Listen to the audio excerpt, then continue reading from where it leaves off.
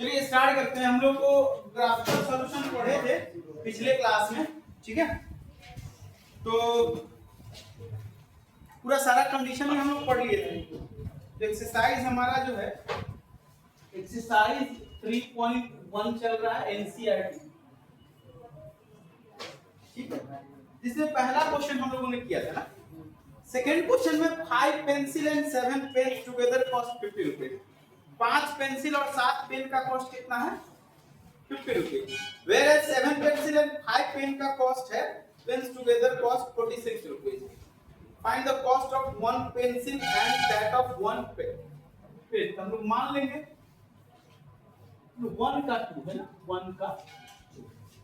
Let cost of 1 pencil be rupees X and cost of 1 pen be rupees Y, ठीक है। तो according to question क्या है? 5 pencil और 7 पेन। तो 5 पेंसिल का कॉस्ट कितना हो जाएगा? 5x प्लस 7y बराबर कितना दिया है? 50 ना। ये हमारा इक्वेशन 1 एंड सेकंड कंडीशन में देता है जस्ट अपोजिट 7 पेंसिल और 5 पेन है। तो 7x प्लस 5 बराबर हो जाएगा 40। ये इक्वेशन हो गया। जब भी इस तरह का सवाल आता है तो इसका एक बनाने का प्रोसेस है कि ax प्लस b बराबर by बराबर कोई नंबर है c, चाहे मान लीजिए कोई नंबर है p, यहाँ पे है bx प्लस ay बराबर q। इस तरह का नंबर, ये क्रॉस है। जो इसमें a का जो x का कोएफिशिएंट है इसमें y का कोएफिशिएंट है। जो फर्स्ट इक्वेशन में y का कोएफिशिएंट है वो सेकंड इक्वेशन में x का कोएफिशिएंट। जब भी इस तरह का सवाल आता है, इस तरह का सवाल है एनसीईआरटी सवाल में बहुत लार्ज अमाउंट ऑफ नंबर दे दिए 240 x प्लस 320 y बराबर 540 है ना, फिर 320 x प्लस 240 y बराबर 720। कुछ इस तरह से दे दिया। इसको आप कैसे बनाइएगा? अब मान लो एलिमिनेशन मेथड वगैरह हम लोग पढ़ेंगे, बड़ा टफ काम हो जाता है, बहुत लार्ज नंबर आ जाता है। फिर इसको बनाने का, एलिमिनेट करने का क्या प्रोसेस है? इसका एक स्पेशल प्रोसेस है जो हम लोग पढ़ेंगे, ठीक है। फिलहाल यहाँ उसी टाइप का सवाल है तो हम उससे नहीं करने जाना है, यहाँ हमको ग्राफिकल सॉल्यूशन करना है। चलिए ग्राफिकल सॉल्यूशन इसका करते हैं। क्या होगा? फ्रॉम इक्वेशन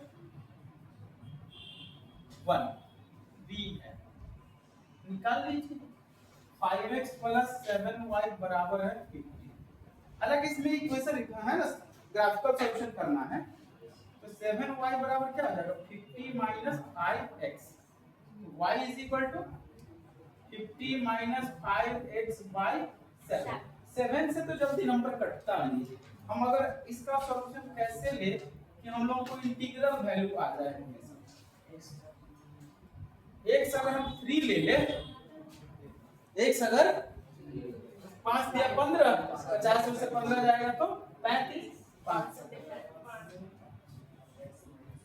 अब क्या लेंगे? एक और वैल्यू -4, तो -4 ले लेंगे तो हो जाएगा ये 20 प्लस 20 आई हो जाएगा 70, 70 -4 लिए तो ये हो गया 10 हो गया। अब नहीं जाएंगे एंड इधर ले लेते हैं इक्वेशन ताकि हम लोग बनाने में उधर सुविधा होगा। And from equation second b है, ये b है लिखा होगा, b है क्या है? 7x प्लस 5y बराबर 47। तो दिस इंप्लाइज 5y बराबर 47 माइनस 7x। तो y बराबर 47 माइनस 7x बाई 5। ये भी आसान है। x y अगर x हम लोग 1 ले लेते हैं तो ये 40 हो जाएगा। 40 बाई 5 8 हो जाएगा। अब क्या ले लेंगे? 2 ले ले तो 7 गुना 14, 14 घटेगा कितना हो जाएगा जी? नहीं बताओ जी। 1 ले ले 0 2 -1 ले लेंगे -2 7 गुना 14 नहीं होगा। और बोलो 3 ले ले 7 3 जा 21 नहीं होगा, 6 हो जाएगा।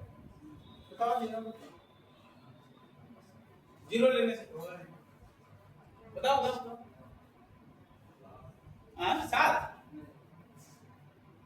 नहीं होगा, 7 से वैल्यू आएगा, इंटीग्रल वैल्यू नहीं आएगा सर 42 47 में 6 ले ले, हाँ 7 x बराबर 6 ले ले तो 5 से ये कम से तो 1 हो जाएगा नहीं, ठीक है काफी है? हाँ ये काफी है। अब यहाँ से हम आप लोग क्या करते हैं, ग्राफ पे इस कॉपी को, इस सवाल को बताते हैं ग्राफ की कॉपी पे।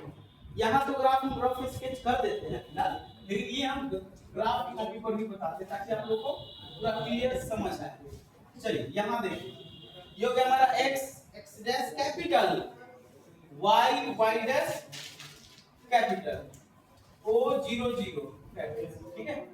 पहला क्या है हमारा x यानी y 5 1 2 3 1 2 3 4 5 3 5 कहाँ आ जाएगा, ये हो गया a 3 5, ये हो गया 3 5।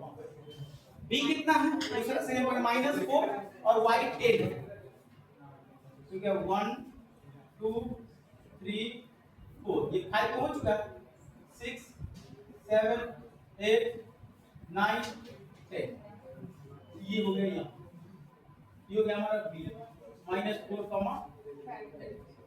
ये दोनों पॉइंट हो गए ना।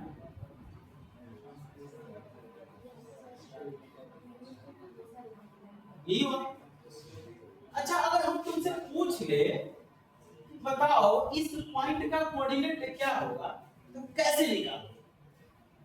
पॉइंट m का कोऑर्डिनेट अगर हम बोल दे, how you can find the coordinate of point m,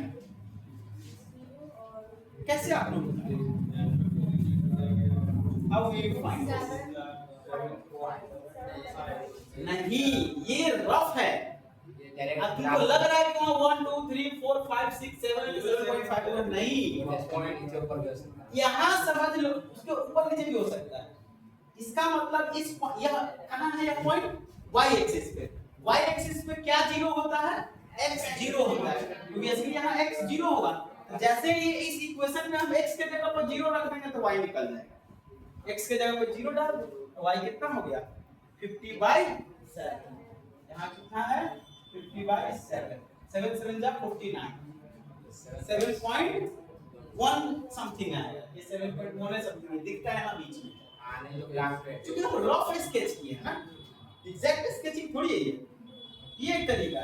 और अगर हम बोल दे कि बाबू बताओ इस पॉइंट n का कोऑर्डिनेट क्या होगा, कैसे बताएं? यहाँ पे क्या जीरो होगा, y जीरो होगा, तो y जीरो कर लेते हैं। जैसे y जीरो करेंगे तो टर्म खत्म, तो x कितना हो जाएगा 10 हो जाएगा, यानी इस पॉइंट का कोऑर्डिनेट हो जाएगा 10, 0, 3 4 5 6 7 8 9।